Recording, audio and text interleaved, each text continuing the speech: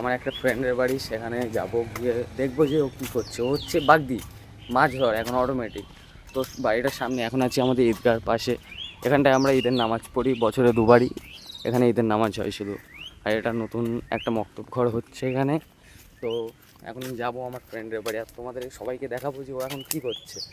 ও এখন যত সম্ভব ফুকছে, না হলে মাছ টাছ ধরছে। তো সেটা ওখানে গিয়েই দেখো যে ওখানে কী করছে। ও চলেই এসছে ওর বাড়ির সামনেতেই আছি, দেখি।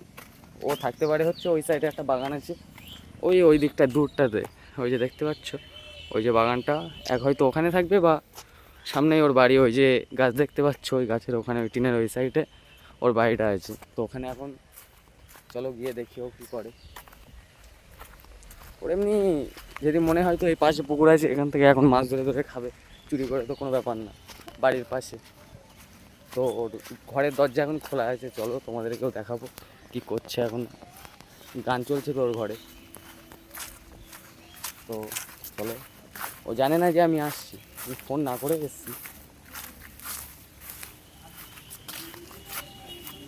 বাবা এখানে তো প্রচুর সদস্য, তোমাদেরকে আস্তে আস্তে ভিডিও দেখাবো যে ওরা কী করছে।